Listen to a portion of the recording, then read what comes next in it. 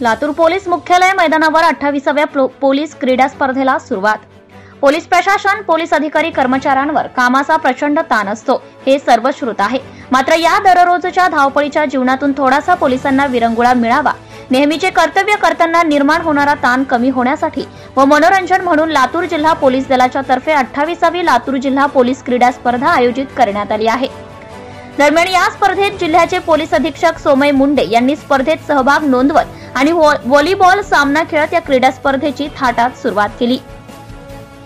Police मुख्यालयाच्या मैदानावर कालपासून 28व्या लातूर जिल्हा पोलीस क्रीडा स्पर्धा 2024 सुरू झाली आहे। लातूर जिल्हा पोलीस दलामार्फत पोलीस मुख्यालयाच्या कवायत मैदानावर पोलिसांसाठी विविध क्रीडा स्पर्धांचे आयोजन करण्यात आलेले आहे।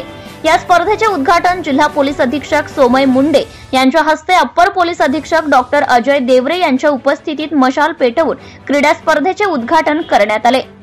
या स्पर्धेत kabaddi, football, volleyball, basketball, hockey इतर ॲथलेटिक्स खेळांचे आयोजन करण्यात आले आहे।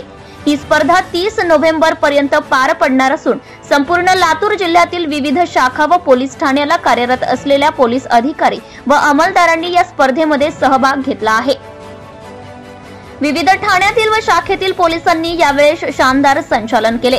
30 नोव्हेंबरला सदर क्रीडा स्पर्धातील विजयी खेळाडूंना श्री अमीरुल हसन अन्सारी, उपमहानिरीक्षक, प्राचार्य, CRPF प्रशिक्षण केंद्र लातूर यांच्या हस्ते बक्षीस वितरण क्रीडा स्पर्धेचा समारोप होणार आहे। पोलिसांच्या कला व क्रीडा गुणांना वाव मिळावा, आरोग्य चांगले राहावे यासाठी सुरू असलेल्या या स्पर्धेत पोलीस अधिकारी व कर्मचारी मोठ्या संख्येने सहभागी झाले आहेत।